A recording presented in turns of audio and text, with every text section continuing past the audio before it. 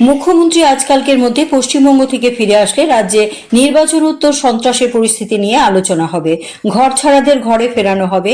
ভারতীয় জনতা পার্টি সন্ত্রাসে বিশ্বাস করে না, পাল্টাপাল্টি মারে আমরা যাব না, কথাগুলো বলেছেন প্রদেশ বিজেপি সভাপতি রাজীব ভট্টাচার্য।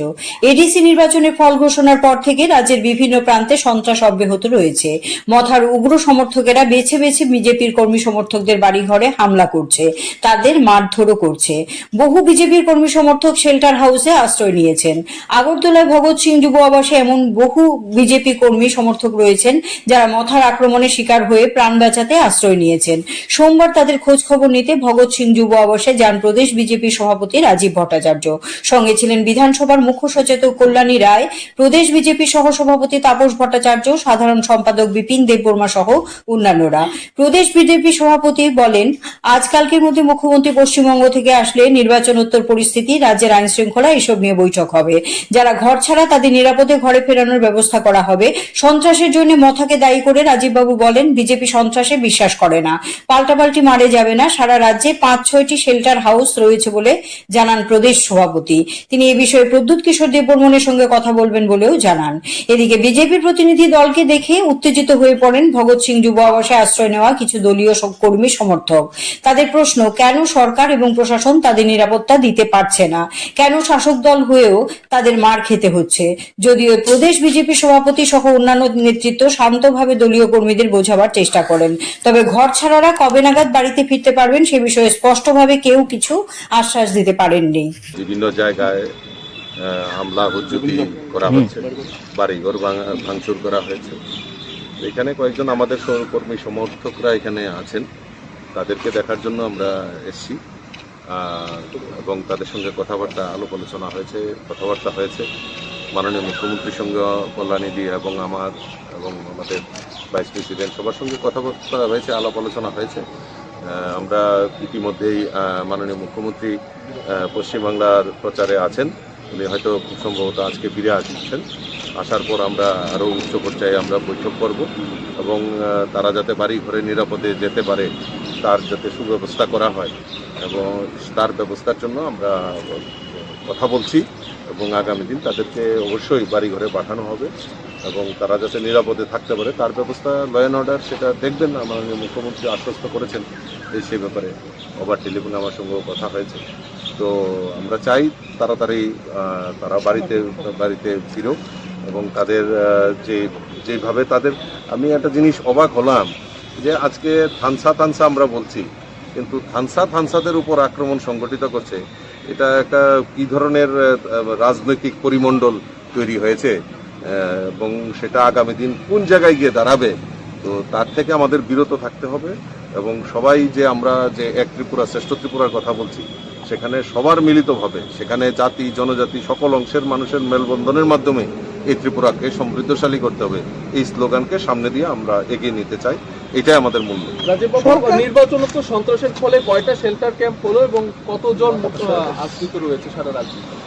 না দেখুন, আমি গতকালকে আমি পার্লামেন্টে ছিলাম, গতকালকে আমি ফিরে আমি আমাদের যারা টিম অলরেডি নির্বাচনের পরের থেকেই আমাদের প্রণজিৎ সিংহ রায়, টিঙ্কু রায়, মিনিস্টাররা নেতৃত্ব এবং পার্টির নেতৃত্ব তারাও ঘোরাঘুরি করেছেন বিভিন্ন জায়গায়। আমার কাছে এখন অবধি যেই জায়গায় যেটা খবর রয়েছে এখনও 5-6 জায়গার মধ্যে রয়েছে। আমি আজকে আমার টিম কল্যাণীদি, আমার চিফ হুইপ সহ পার্টির ভাইস প্রেসিডেন্ট, জেনারেল সেক্রেটারি, আমরা আজকে বেরিয়েছি, বিভিন্ন জায়গায় আমরা কথাবার্তা বলবো এবং পরবর্তী সময় কি পদক্ষেপ নিচ্ছি তা আপনাদের সামনে পরিষ্কার হবে। 24 বাহিনী বা সেন্ট্রাল ফোর্স ছিল ইলেকশনকে কেন্দ্র করে, এরপরেও এই ধরনের সন্ত্রাস, কোথাও কি স্বরাষ্ট্র দপ্তরের ব্যর্থতা? না, ব্যর্থতা তো কোনো ব্যাপার নেই। ব্যর্থতা যদি হতো তাহলে তো তাদেরকে নিরাপদে নিশ্চয়ই সরিয়ে আনার সম্ভবত না। এটা আমাদের ব্যর্থতার কথা আমি বলছি না, কিন্তু আমার যেটা দরকার নিরাপত্তা ত্রুটি রয়েছে বা এমুক রয়েছে সেটা বড় জিনিস না। তো এই জায়গাতে ঘটনা কেন ঘটলো সেই ব্যাপারেও মাননীয় মুখ্যমন্ত্রী গোচরে আছেন এবং উনি আজকেই সম্ভবত নতুবা কালকে একটা উচ্চ পর্যায়ের বৈঠক সেখানে বসবেন। আমার সঙ্গে এবার টেলিফোনেও কথা হয়েছে, কিছুক্ষণ আগেও কথা হয়েছে এবং যারা দোষী, যারা এই সমস্ত কাজ করে তারা তো মানে তারা ত্রিপুরার এবং জনজাতিদের বিকাশ চায় না এইরকম ভাব নিয়ে তারা তাদের এই মানে সন্ত্রাস সংগঠিত করেছে। প্রত্যেকটা ঘটনার পেছনে কি ত্রিপুরা মথারির হাত রয়েছে? অবভিয়াসলি তারা যেভাবে সন্ত্রাস করেছে, তো এটার পরিণাম কি হবে তারা বুঝতে পারে না। যখন আবার অ্যারেস্ট করা হয় তখন আবার রাস্তা রুকো করে বসে থাকেন। তো এইভাবে তো চলতে পারে না। সরকারে থাকা সত্ত্বেও কর্মীদের শেল্টারে আশ্রয় দিতে হচ্ছে, মনোবলে কিছুটা ভেঙে যাচ্ছে ওদের, মানে দুঃখ সরকারে থেকেও কেন ওদেরকে বাড়ি ছাড়তে হচ্ছে। না, এটা তো বড় জিনিস না। বড় জিনিস হলো, দেখুন, নিরাপদ আশ্রয় নেওয়া, নিরাপদ আশ্রয়। আর সরকার তো আজকে সরকারের পার্ট, আমি তো প্রথমেই বলেছি যে আমাদের নির্বাচনের পরে যখন এই সমস্ত ঘটনা ঘটছে, আমাদের নেতৃত্বরা বেরিয়েছেন, বিভিন্ন জায়গায় কথা বলেছেন, দেখেছেন, এবং আজকেও আমি পরিদর্শনে বেরিয়েছি। এবং আমি আবারও বলছি যে তাদেরকে অতি সত্বর তারা যাতে বাড়িতে যেতে পারে তার ব্যবস্থা গ্রহণ করা হচ্ছে, পার্টির তরফ থেকে গ্রহণ করা হচ্ছে। আর মনোবল কোনো সময় ভারতীয় জনতা পার্টি এই ঠুনকু রাজনীতি করে না। ভারতীয় জনতা পার্টি উদার মানসিকতা নিয়ে, সারা ভারতবর্ষেই ভারতীয় জনতা পার্টির সরকার রয়েছে, উদার মানসিকতা নিয়ে রাজনীতি করা হয়। আমরা তো সন্ত্রাসে বিশ্বাস করি না, আমরা তো পাল্টাপাল্টিতে আমরা বিশ্বাস করি না। আমরা চাই প্রকৃত জনজাতিদের উন্নয়ন, এই ত্রিপুরা রাজ্যের উন্নয়ন হোক।